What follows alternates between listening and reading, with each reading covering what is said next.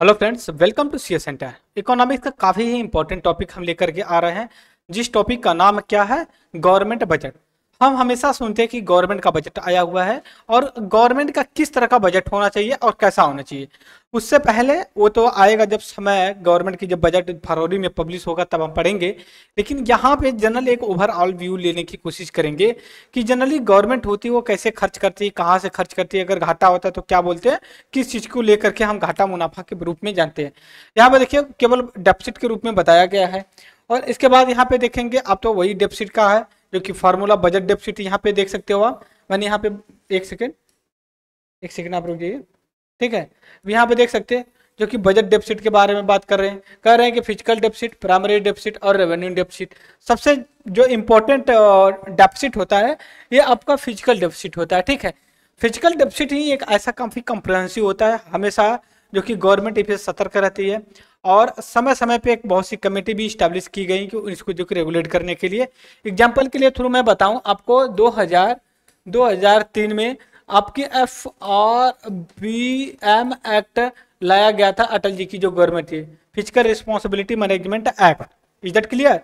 इसमें एक आ गया था government of India and state का कि कितना फिजिकल डेफिसिट होना चाहिए टोटल जीडीपी का, इधर क्या ग्रॉस डोमेस्टिक प्रोडक्शन का।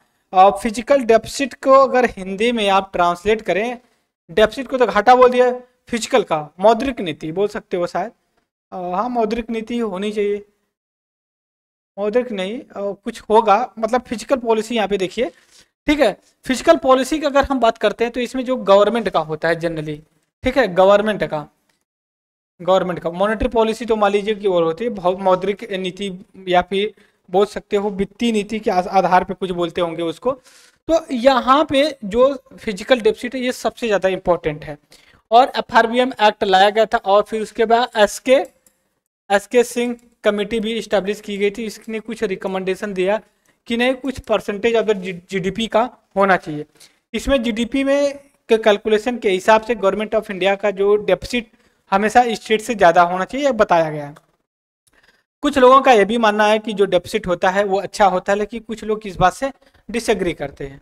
डिसएग्री ये कहते हैं कि अगर किसी के पास घाटा है, किसी के पास लोन है, कर्ज है, तो आप समझिए कि उनके घर में कोई क्यों जाएगा बिजनेस करने के लिए, उनको क्यों जो कि कोई लोन देगा, पहली चीज। दूसरी चीज, एक कुछ लोग कहते हैं कि अगर किसी को घाटा है तो ये भी देखना चाहिए कि ये जो घाटा या ऋण है या फिर जो उधार ले रहा है वो किस पर्पज से ले रहा। सपोज के लिए गवर्नमेंट ऑफ इंडिया ने 50 करोड़ का लोन लिया और उसने जो कि स्कूल बिल्डिंग, रोड ट्रांसपोर्टेशन जैसी चीज़ों को प्रमोट कर रहा है, तो वो अच्छी बात होती है। एक कहावत कही गई है कि पैसे लेके घी पी लेना, उधार लेकर के घी पीना। तो आप घी तो नहीं पी रहे हो ना, कुछ ऐसा चीज़ कर रहे हो कि जिसके आने वाले समय में या फिर हमारी आने वाली जो पीढ़ियां हैं इससे जो कि प्रॉफिट कमाएंगी। इस चीज़ को लेकर के ये बात कर रहे हैं। इसके बाद अगर मैं यहाँ पे बात करूँ डेफिसिट, बजट डेफिसिट के जनरली ये प्रॉब्लम कैसे है और इसका बेनिफिट क्या है। जैसे ये कहते हैं कि अगर बेनिफिट हम देखें, पहला, ये इकोनॉमिक ग्रोथ को जो कि और आगे बढ़ाती है जब हम ज़्यादा इन्वेस्टमेंट करते हैं। सपोज करिए आप पढ़ना चाहते हैं, आपके फादर कहते हैं कि आप पैसे नहीं है, आप सजेस्ट करते हैं पिताजी आप कर्ज लेके मुझे पढ़ाइए और मैं बड़ा होकर के इस कर्ज को भर दूंगा। तो ये तो हो गया ना कि आप आने वाले समय में बहुत अच्छा अपने घर का भविष्य बनाने वाले हैं। दूसरा चीज़, अगर आप कह दिए कि भैया पैसे फादर ले लिए और उसको फिर जो है कि ऐसी जगह खा पी करके बराबर कर दिए, तो उस पैसे का कोई मतलब नहीं रह जाएगा। दूसरी चीज़ यहाँ पे देखेंगे, ये सरप्लस सेविंग रिसेशन को बचाएगा। जो आपका रिसेशन वगैरह है या इकोनॉमिक घाटा है उससे जो कि आपको बचाएगा। इसके बाद ऑटोमेटिक स्टेबलाइजर की बात करेगा, मतलब ये जब हम अगर डेफिसिट या फिर बोल सकते हैं जो हम उधार लेकर के कुछ चीज़ें बनाते हैं तो ऑटोमेटिक हमारी इकोनॉमिक में स्टेबिलिटी लाएगा। नेक्स्ट चीज में है फाइनेंशियल पब्लिक सेक्टर इन्वेस्टमेंट। जो इन्वेस्टमेंट की बात होती है उसको जो कि काफ़ी बेनिफिट मिलेगा। लेकिन प्रॉब्लम कुछ ये होती है कि जो नेशन का, राज्य का घाटा होता है ये बहुत ज़्यादा बढ़ जाता है और जो इंटरेस्ट भी उनको रिटर्न करना पड़ता है, जहाँ से आप अगर लोन लेते हैं उसको तो रिटर्न भी देना पड़ता है ना। तीसरी चीज़ ये है कि ये फ्यूचर टैक्स स्पेंडिंग कट की बात करते हैं और फ्यूचर में आने वाले समय में भी कुछ प्रॉब्लम्स हो सकती है। इसके बाद पोटेंशियल क्राउड आउटिंग, अगर आपके पास ज़्यादा फिजिकल डेफिसिट हो जाएगी आपके इकोनॉमिक या डोमेस्टिक इकोनॉमिक में, तो जो बाहर के निवेशक हैं, जो फॉरेन इन्वेस्टमेंट करने वाले लोग हैं, वो जो कि यहाँ पे इन्वेस्ट नहीं करेंगे, कहेंगे कि अगर हम इन्वेस्ट करते हैं तो गवर्नमेंट ऑलरेडी इतनी घाटा में चल रही है और हम कहाँ से जो कि रिकवर कर पाएंगे। यही बात अगर पाकिस्तान में देखें तो कोई भी इन्वेस्टर इन्वेस्ट करने को तैयार नहीं है। दैट्स वाई पाकिस्तान में इधर प्रॉब्लम। फिर उसका पोटेंशियल इन्फ्लेशन बढ़ेगा, अगर आप ज़्यादा पैसे मार्केट में डाल देते हो तो लोगों के पास लिक्विडिटी बहुत ज़्यादा हो जाएगी और इन्फ्लेशन की प्रॉब्लम भी हो सकती है। इसके cause of the higher bond yield की बात भी करते हैं और जो बॉन्ड है उसका जो कि प्रोटेक्शन अच्छा खासा आगे बढ़ जाएगा। अगर हम और आगे चल करके बात करते हैं फिजिकल डेफिसिट, रेवेन्यू डेफिसिट से फिजिकल डेफिसिट है, primary deficit, monetise. Revenue deficit का मतलब ये है कि जो रेवेन्यू मिलता है और आप जो रेवेन्यू एक्सपेंडिचर करते हैं वो जो कि उससे ज़्यादा है। दूसरी बात फिजिकल डेफिसिट का मतलब ये हो गया आप जितना खर्च करते हैं और जितनी प्राप्ति होती है, जो खर्च करते हैं ज़्यादा लेकिन प्राप्ति जो होती है, रिसिप्ट होता है जो, वो कम होता। 100 रुपये अगर आप एक्सपेंडिचर खर्च कर रहे हैं तो आपको 75 रुपये ही जो कि आपको कहीं से और मिल रहे हैं।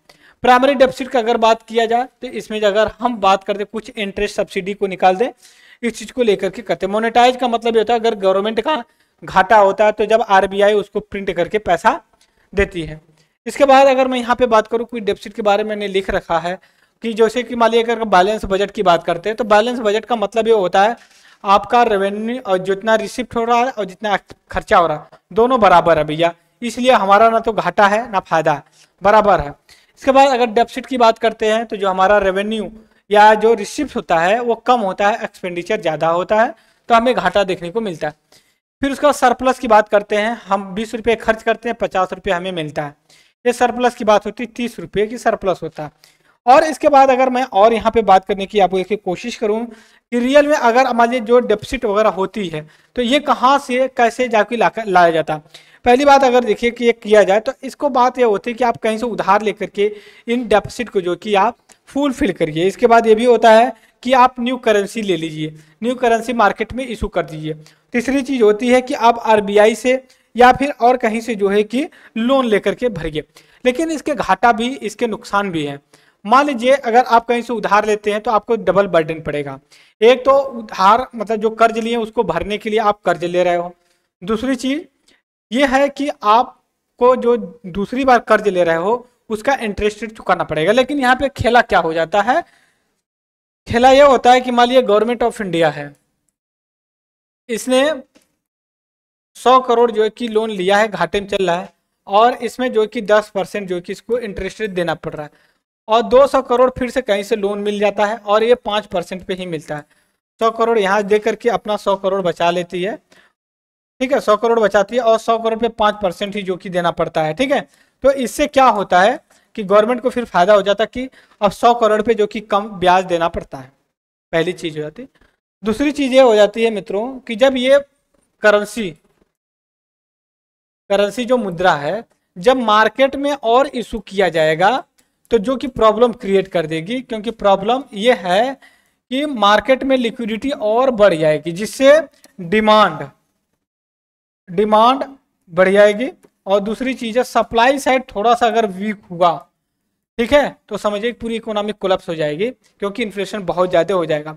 दूसरी चीज है अगर आरबीआई से आप उधार लेते हो, ठीक है, बैंक से या बैंक से आरबीआई से तब भी तो आप मार्केट में लिक्विडिटी जो कि डाल रहे हो ना, तब भी जो कि प्रॉब्लम आ जाएगी। इसके बाद दोस्तों अगर हम और भी बात करें ऑब्जेक्टिव क्या होता है इसको करने के लिए, ऑब्जेक्टिव यह होता है कि पहली बात तो हम किसी क्राइसिस से निकल जाए। जैसे मान लीजिए कि हमारे घर में लोन मतलब कोई प्रॉब्लम चल रही है कि भाई लोन की वजह से, तो हम एक जगह से लोन लेकर के इनका दे दें फिर उसको बाद में अगला चुकाएंगे, डिप्रेशन में ना जाएं और ये ऐसा ना हो कि हमारी इकोनॉमी जो कि मतलब रिसेशन की तरफ बढ़ जाए, मतलब कि ग्रोथ रेट बहुत कम हो जाए।